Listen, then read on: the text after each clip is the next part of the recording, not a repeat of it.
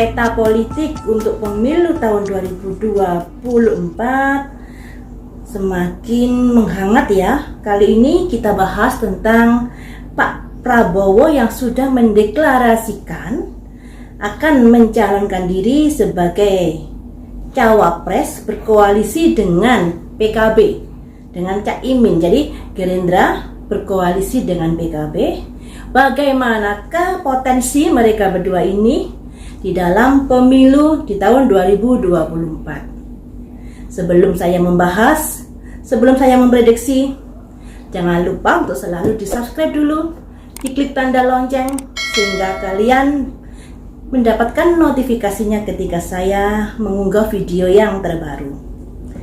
Akan saya prediksi di sini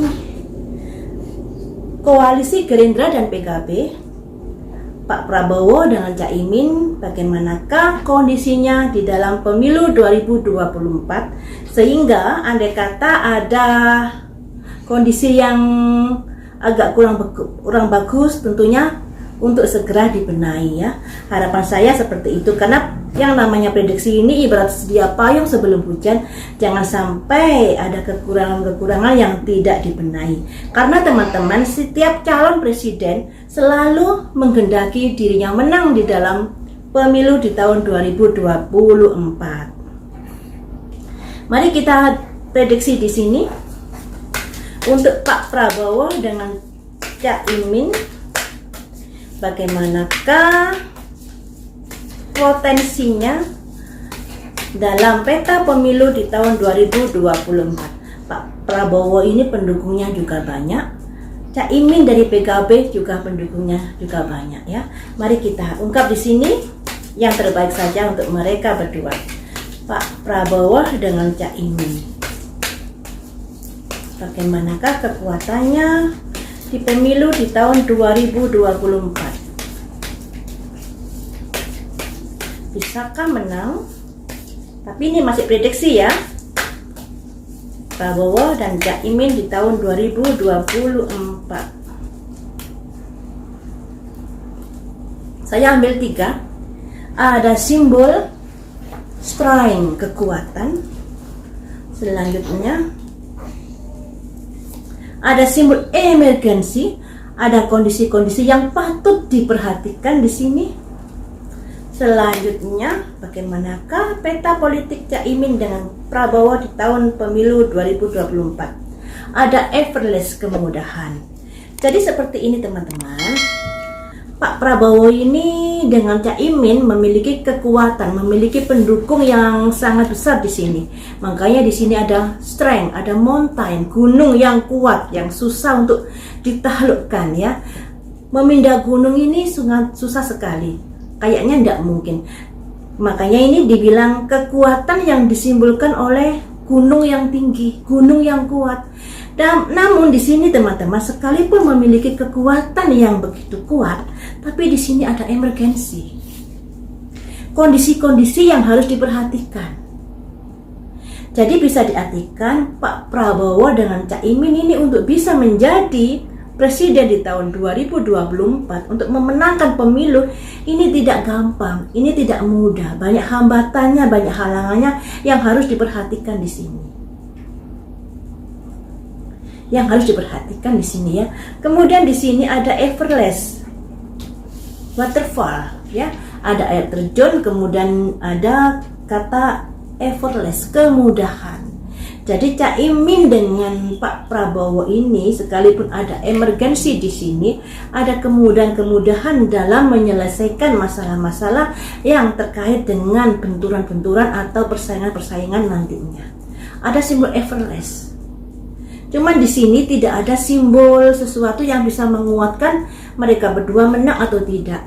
Masih belum ada kartu yang keluar.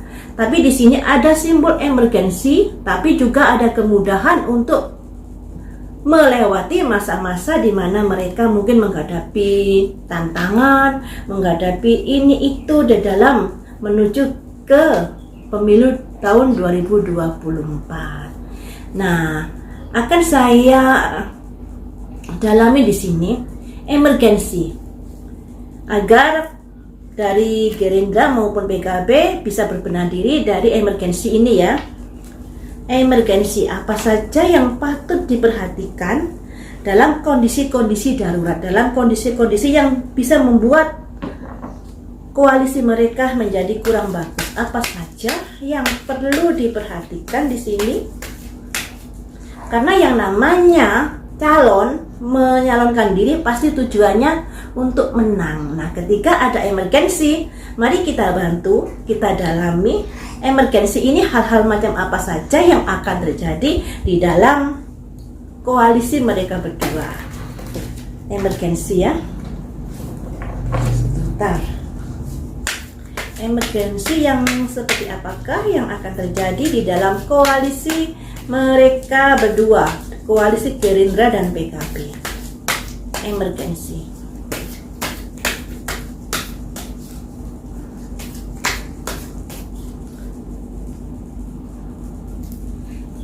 Ada simbol a consciousness of lack, yang artinya kesadaran yang menurun, yang bisa diartikan ada sesuatu yang membuat koalisi nanti akan ada hal-hal yang bisa memicu adanya kayak perbedaan pandangan, di mana Pak Prabowo dengan Cak Imin ini masih inginnya menjadi calon presiden dua-duanya.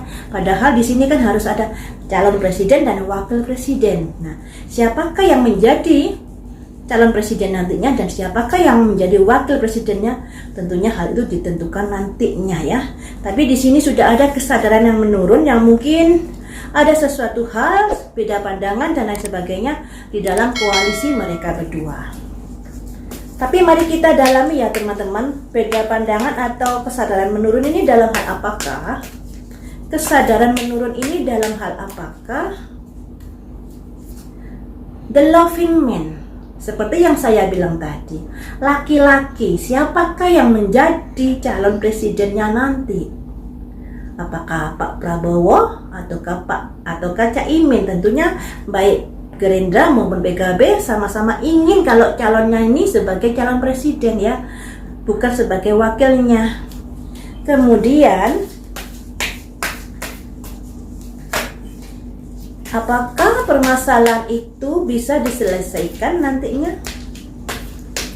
Apakah permasalahan itu bisa diselesaikan nantinya? Ada simbol komitmen. Nah, seperti simbol ini tadi ada effortless, ada emergency juga ada effortless, ada kondisi darurat tapi juga ada kemudahan dalam menyelesaikan. Di sini juga ada komitmen. Komitmen mereka berdua PKB dan Gerindra ini komitmennya seperti apa nantinya. Jadi ada kesepakatan. Selanjutnya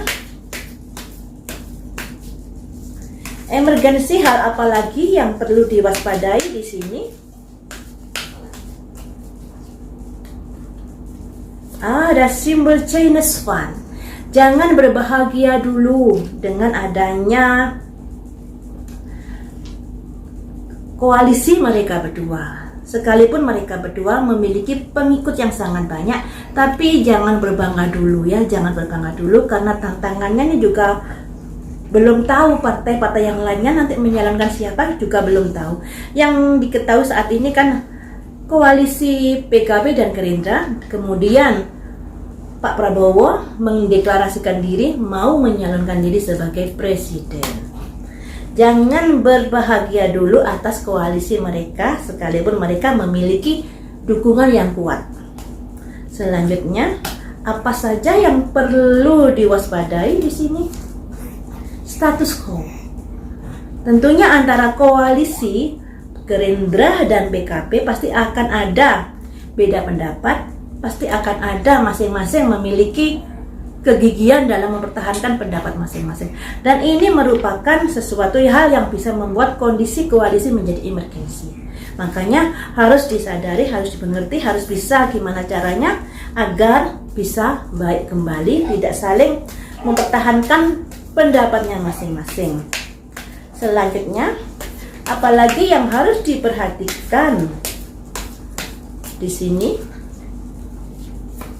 Ada simbol Angel of Four Direction, yang artinya ada malaikat dari 4 penjuru Yang bisa diartikan, usahakan setelah deklarasi ini kemudian langsung bekerja untuk gimana caranya agar bisa memenangkan di dalam pemiluan ke depannya. Jadi seperti itu ya teman-teman, ada emergensi juga ada kemudahan di dalam menyelesaikan masalah. Masalah ini terkait siapa yang menjadi calon presidennya nanti, juga adanya pendapat-pendapat yang begitu gigih mereka pegang antara Gerindra dan PKB ini nanti. Nah, seperti itu. Sampai di sini dulu teman-teman.